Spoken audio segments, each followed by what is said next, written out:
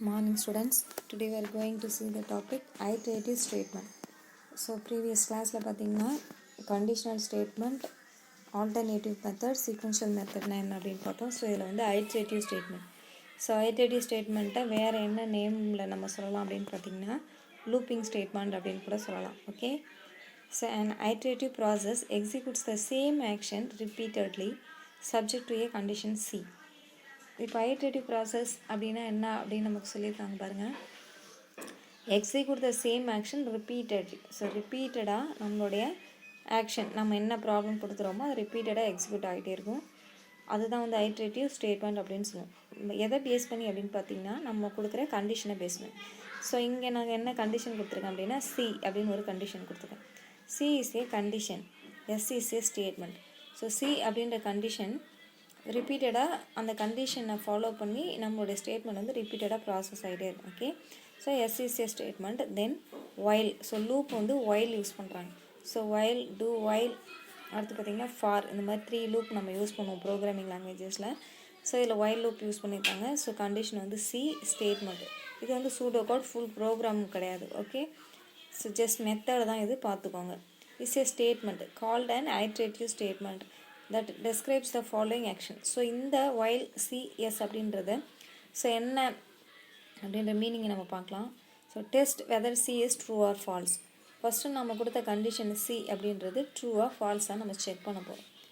If C is true then do S and go back to step 1, otherwise do nothing. இப்போ C வந்து ட்ரூவாக இருந்துச்சுன்னு வச்சுக்கோங்களேன், அப்போ என்ன பண்ணுவோம்னா அந்த ஸ்டேட்மெண்ட்டு திரும்பவும் போய் ஒர்க் ஆகும். திரும்ப சி ட்ரூ வரும்போதெல்லாம் திரும்ப அது ஒர்க் ஆகிட்டே இருக்கும். இப்போ ஃபார் எக்ஸாம்பிள் பார்த்தீங்க அப்படின்னா, இப்போ நான் வந்து ஏ கிரேட்டர் தேன் என் அப்படின்னு நான் கொடுக்குறேன்னு வச்சுக்கோங்களேன். ஏ கிரேட்டர் தேன் என் அப்படின்னா அப்போ என்னுக்கான வேல்யூ நான் கொடுப்பேன். ஓகேங்களா? ஸோ என்னுக்கான வேல்யூ, அப்போ ஏவோட வேல்யூ என்ன, என்னோட வேல்யூ என்னன்னு நான் கொடுக்கணும். ஏ வந்து 5 அப்படின்னு நான் கொடுக்குறேன்.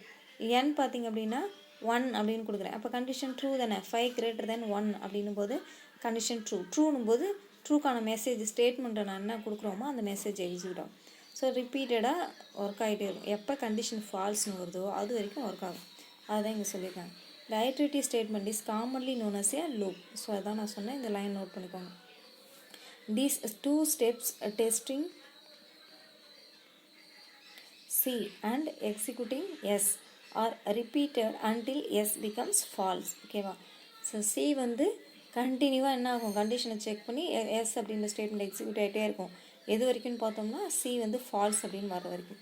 When C becomes false the loop end and the control flows to the statement next to the iterative statement. So C எப்போ ஃபால்ஸ் அப்படின்னு வருதோ அது வரைக்கும் ரிப்பீட்டடாக ஒர்க் ஆகிட்டே இருக்கும். எப்போ வரைக்கும் ஃபால்ஸ் அப்படின்ற வர்ற வரைக்கும்னு சொன்னோம் இல்லையா, ஃபால்ஸ் வந்துச்சுன்னா அந்த லூப் வந்து எண்ட் ஆகிடும். Okay, the condition C and the statement S are called the loop condition and the loop body respectively. C என்றது loop condition, S என்றது loop body அப்படின்னு சொல்லுவோம். Testing the loop condition and executing the loop body once is called an iteration. So இந்த மாதிரி கண்டிஷனை check பண்ணி ஒரு தடவை ஸ்டேட்மெண்ட் எக்ஸிக்யூட் ஆகுது இல்லையா, ஸோ அதுதான் அந்த ஃபர்ஸ்ட் ஐட்ரேஷன் அப்படின்னு சொல்லுவோம். அகைன் ட்ரூ அப்படின்னும் போது திரும்ப என்ன பண்ணுவோம், கண்டிஷனை செக் பண்ணி திரும்பவும் அந்த ஸ்டேட்மெண்ட் எக்ஸிக்யூட் ஆகும். அது வந்து ஐட்ரேஷன் 2 அப்படின்னு சொல்லுவோம். திரும்பவும் என்ன பண்ணுவோம், கண்டிஷன் செக் பண்ணி ட்ரூன்னு வந்துச்சுன்னா திரும்பவும் ஒர்க் ஆகும். அது ஐட்ரேஷன் 3. இந்த மாதிரி ஸ்டெப் பை ஸ்டெப்பாக தான் ஒர்க் ஆகிட்டே இருக்கும். Not C is known as the termination condition. Okay, so iterative control flow is depicted in the flow chart. இங்கே கொடுத்துருக்காங்க பாருங்கள், ஐட்ரேஷன் ஸ்டெப்புக்கான ஃப்ளோ சார்ட் கொடுத்துருக்காங்க. Condition C has 2 outgoing arrows, true and false. C இந்த condition true ஃபால்ஸ்னு 2 arrow கொடுக்கும். True அப்படின்னா தான் அது iterative மெத்தடை ஃபாலோ பண்ணி எக்ஸிக்யூட் ஆகும். ஃபால்ஸ் அப்படின்னும் போது ஸ்டாப் ஆகிடும். லூப்பே வந்து ஃபால்ஸ்னால் ஸ்டாப் ஆகிடும். Okay, true arrow points to S box. If the C is true, S box is executed and control flows back to C box. The false arrow points to the box after the iterative statement dotted box. If C is false, the loop ends and the control flows to the next box after the loop. ஓகேவா? So இந்த மாதிரி வந்து நமக்கு iterative control flow வந்து எப்படி work ஆகுன்றத ஷார்ட்டாக ஃப்ளோவில் காமிச்சிருக்காங்க ஃப்ளோ சார்ட்டில். ஸோ இதுக்கு ஒரு சிம்பிள் எக்ஸாம்பிள் ஒன்று கொடுத்துருக்காங்க. Construct an iterative algorithm to compute the quotient and remainder after dividing an integer a by another number integer b. ஓகேவா? ஸோ இப்போ நம்ம 2 நம்பர் எடுத்துக்கலாம், a bன்னு 2 இன்டிஜர் நம்பர்ஸ் எடுத்துக்கலாம். ஸோ அதை வந்து டிவைட் பண்ண போகிறோம், ஏன்ற நம்பர் பிஎல் டிவைட் பண்ண போகிறோம். ஸோ என்ன குவேஷன்ட் அண்ட் என்ன ரிமைண்டர் கிடைக்குதுன்றது கம்ப்யூட் பண்ண போகிறோம். ஓகேங்களா? ஸோ அதுக்கு வந்து நம்ம ஃபஸ்ட்டு வந்து ஒரு ப்ராப்ளம் அப்படின்னு எடுத்துகிட்டாலே ஃபஸ்ட்டு வந்து ஸ்பெசிஃபிகேஷன் ஆஃப் அல்காரிதம் அப்படின்றத எழுதணும். ஸ்பெசிஃபிகேஷன் ஆஃப் அல்காரிதம் அப்படின்னா எப்படி எழுதணும்னு பார்த்தோம். ஃபங்க்ஷனுடைய நேம் கொடுக்கணும், ப்ராக்கெட் கொடுக்கணும், அதுக்குள்ளே நம்மளோட இன்புட் வேரியபிள் அவுட்புட் வேரியபிள் கொடுக்கணும். ஓகேங்களா? சாரி, இன்புட் வேரியபிள் கொடுக்கணும். we formulate the specification of the algorithm கொடுத்துருக்காங்க பாருங்கள். divide a, b. ஸோ டிவைடுன்றதான் நம்மளுடைய ஸ்பெசிஃபிகேஷன் ஆஃப் அல்காரிதமத்தோடைய ஃபங்க்ஷன். So a, b. ஏன்றது இன்டீஜர், பின்றது இன்டீஜர். ஏன்ற நம்பரை பியால் டிவைட் பண்ண போகிறோம். அதுக்கு என்னென்ன கண்டிஷன் கொடுத்துருக்காங்க பாருங்கள். இன்புட்ஸில் பாருங்கள். a is an integer and b is not equal to 0. b வந்து 0வாக இருக்கக்கூடாது. 0வாக இருந்தால் ஏன்ற நம்பரை போய் பியால் டிவைட் பண்ண முடியாது. அதனால் 0வாக மட்டும் அது இருக்கக்கூடாதுன்னு சொல்லியாச்சு. நெக்ஸ்ட் வந்து அவுட்புட்ஸில் பாருங்கள். q and r suggest that a equal to q into b plus r. So இந்த எக்ஸாம்பிள் ஏற்கனவே நம்ம பார்த்துருக்கோம் ஒரு எக்ஸாம்பிளுக்கு. ஸோ அதே தான் இங்கே யூஸ் பண்ணியிருக்காங்க பாருங்கள். qன்றது quotient and rன்றது பேலன்ஸ், அதை remainder. such that a equal to q into b. So நமக்கு ஆன்சர் எப்படி கிடைக்கும் பாருங்கள். qவையும் bயும் மல்டிப்ளை பண்ணி ப்ளஸ் ரிமைண்டரோட ஆட் பண்ணால் நம்மளுடைய ஆன்சர் வந்து நம்மளோட இன்டீஜர் நம்பர் வந்து ஏன்றது கரெக்டாக வரும். இதெல்லாம் நம்ம ஏற்கனவே ப்ரூஃப் பண்ணி பார்த்துருக்கோம். ஓகே, ஸோ கீழே இன்னொரு கண்டிஷன் கொடுத்துருக்காங்க. 0 less than or equal to r less than v அப்படின்றது கண்டிஷன் கொடுத்துருக்காங்க. இந்த கண்டிஷன்லாம் நமக்கு பார்த்துருக்கோம். ஸோ அதெல்லாம் நான் ஏற்கனவே எக்ஸ்பிளைன் பண்ணிட்டேன். ஸோ அதை ரொம்ப டீப்பாக எக்ஸ்பிளைன் பண்ண வேண்டாம்னு நினைக்கிறேன். now we can construct an iterative algorithm to satisfy the specification. So இதுக்கு பாருங்கள் அல்காரிதம் எழுதலாம். So divide a, b. So இன்புட்ஸில் a is an integer and b is not equal to 0. So அவுட்புட்டில் q and r such that a equal to q into b plus rn. So 0 less than r less than b கொடுத்தாச்சு. So இப்போ condition வந்து கீழே கொடுத்துருக்காங்க. q is assigned as 0, a. First எடுத்தோன்னே குவேஷன்ட் நமக்கு 0ன்னு தான் இருக்கும் இல்லையா? அப்போ ஒரு நம்பரை டிவைட் பண்ணால் தான் நமக்கு என்ன அப்படின்றது வரும். அப்போ குவேஷன்ட் என்ன, நம்ம ஏக்கு தான் நம்ம ஃபைண்ட் அவுட் பண்ண போகிறோம். ஸோ கண்டிஷன் வந்து while r greater than or equal to bன்னு சொல்லியிருக்காங்க. ஓகேங்களா? ஸோ இது நம்ம பார்த்துக்கணும். இந்த கண்டிஷன் அப்ளை பண்ண போகிறோம். So q, r equal to q plus 1, r minus b. இப்போ qன்றது q plus 1, rன்றது r minus b அப்படின்னு சொல்லியிருக்காங்க. ஸோ இதையும் நம்ம ஃபாலோ பண்ணி தான் நம்ம கண்டிஷனை அப்ளை பண்ணணும். இப்போ ஒரு எக்ஸாம்பிள் பார்க்கலாம். we can execute the algorithm step by step for a test input say a, b equal to 22, 5. இப்போ நம்ம இன்டீஜர் எடுத்துக்கலாம். ஏன்றது 22, bன்றது 5. 22வை 5ஆல் டிவைட் பண்ண போகிறோம். ஸோ நமக்கு என்ன குவேஷன் கிடைக்கும், என்ன ரிமைண்டர் கிடைக்கும், அதை இந்த ஃபார்முலாவில் சப்ஸ்டியூட் பண்ணோன்னா கரெக்டாக இருக்கான்னு நம்ம செக் பண்ண போகிறோம். ஓகே,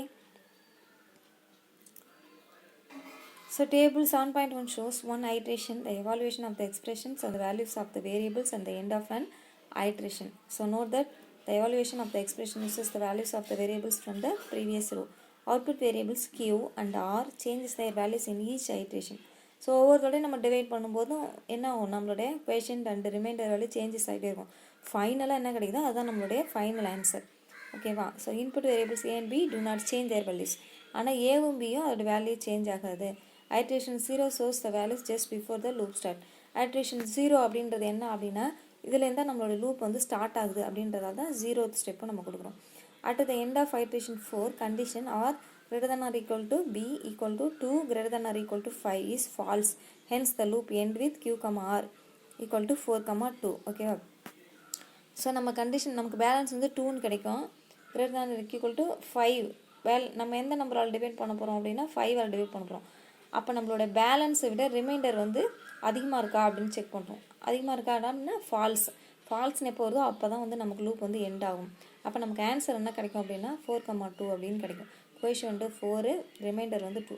22வை 5ஆல் டிவைட் பண்ணால் நமக்கு என்ன வரும், 4 5 are 20. ஸோ 4 தான் வந்து குவேஷன்ட், 22ல் 20 போயிடுச்சுன்னா பேலன்ஸ் வந்து 2 கிடைக்குது இல்லையா, அதுதான் ரிமைண்டர். அதான் இங்கே கொடுத்துருக்காங்க. ஸோ இது மாதிரி தான் நமக்கு எக்ஸிக்யூட் ஆகணும். ஸோ இதுக்கு வந்து நமக்கு வந்து ஸ்டெப்பு கொடுத்துருக்காங்க பாருங்கள், இந்த ஐட்ரேஷன் மெத்தட். ஸோ இப்படி தான் ஒர்க் ஆகும். ஓகேங்களா? ஐட்ரேஷன் ஒரு டேபிளாக கொடுத்துருக்காங்க. இதை பார்த்துட்டுனால ஐட்ரேஷன் எப்படி ஒர்க் ஆகுதுன்றது உங்களுக்கு தெரியும். ஃபஸ்ட்டு பாருங்கள் ஐட்ரேஷன், அடுத்தது குவேஷன்ட், அடுத்தது q + 1, நெக்ஸ்ட்டு ரிமைண்டர், அடுத்தது ரிமைண்டர் மைனஸ் அதோடைய b இன்டீஜருக்கு டிவைடர் அது, அடுத்து a bன்னா என்னென்னு கொடுத்துருக்கோம். ஃபஸ்ட்டு ஸ்டெப் ஸ்டார்ட் பண்ண போகிறோம். 0th iteration, first starting stage அப்படின்னா 0th ஐட்ரேஷன். இப்போ குவேஷன்ட் என்ன நமக்கு தெரியாது இல்லையா, அது 0ன்னு இருக்கும். q + 1 நம்மளால் பண்ண முடியாது. ஸோ நம்மளுடைய r ரிமைண்டர் இப்போதைக்கு என்னவாக இருக்கும், 22 இல்லையா. அடுத்து r - b என்னன்னு தெரியாது. a நம்ம எடுத்துகிட்ட இன்டீஜர் நம்பர் 22. நம்ம எந்த நம்பரால் டிவைட் பண்ண போகிறோம், bன்ற இன்டீஜர், அது வந்து 5. இதுதான் ஃபஸ்ட்டு ஸ்டெப். இப்போ தான் ஐட்ரேஷன் ஸ்டார்ட் பண்ணுறோம். ஸோ 1ல் பாருங்கள் ஃபஸ்ட் ஐட்ரேஷன். இப்போ நம்ம வந்து 22வை 5ஆல் டிவைட் பண்ணுறோம். ஃபஸ்ட்டு ஸ்டெப் டிவைட் பண்ணுறோம். ஸோ டிவைட் பண்ணும்போது பாருங்கள் இங்கே மேலே பாருங்கள் ஆர் மைனஸ் பியில் பாருங்கள் 22 மைனஸ் 5 எவ்வளோ கிடைக்கும்? நம்ம ஒன் டைம் நம்ம 5 அதை டிவைட் பண்ணோம் அப்படின்னா பேலன்ஸ் 17. அப்போ ரிமைண்டரில் 17 அப்படின்னு கொடுத்துருக்காங்க. இப்போ நமக்கு கோஎஃபிஷியன்ட் வேல்யூ என்ன ஆயிடுச்சு? 0 கூட 1 ஆட் ஆயிருக்கு. அப்போ 0 + 1 அதுதான் க்யூவில் போட்டிருக்காங்க 1.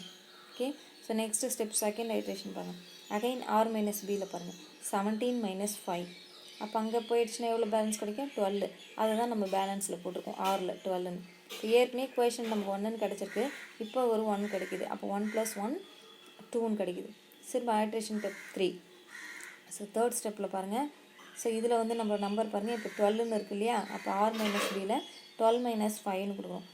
இப்போ ஒரு தடவை நம்ம 5ஆல் டிவைட் பண்ணியிருக்கோம். இப்போ பேலன்ஸ் வந்து 7. ஸோ ஒரு தடவை இப்போ டிவைட் பண்ணதால் கோஎஃபிஷியன்ட் 1ன்னு கிடைக்குது. ஏற்கனவே 2 டைம்ஸ் நம்ம டிவைட் பண்ணியிருக்கோம் 5ஆல். அப்போ 2 + 1 3. அப்போ க்யூவில் பாருங்கள் 3ன்னு கிடைக்கும். Next iteration step 4. ஸோ 4ல் பாருங்கள் ஆர் மைனஸ் பியில் பாருங்கள் 7 மைனஸ் 5ன்னு கிடைக்குது. இப்போ 4th டைமாக 5ஆல் டிவைட் பண்ணுறோம். இப்போ பேலன்ஸ் வந்து 2ன்னு கிடைக்குது. அப்போ ரிமைண்டரில் 2ன்னு போட்டு வச்சு ஏற்கனவே கோஎஃபிஷியன்ட் 3 இருக்குது. அப்போ 3 + இப்போ ஒரு தடவைன்றதால 1 போட்டு 4ன்னு கிடச்சிருக்கு. 4 கிடச்சிருக்கு. நெக்ஸ்ட் ஐட்ரேஷன் ஸ்டெப்பு 5ன்னு போவோம். 5க்கு போகும்போது ஆர் மைனஸ் பியில் பார்த்தீங்கன்னா 2 மைனஸ் 5ன்னு இருக்கும். 2ல் போய் நம்மளால் 5 வந்து மைனஸ் பண்ண முடியாது இல்லையா? அப்போ வந்து நமக்கு வந்து ஆர் என்னவாயிடுச்சு?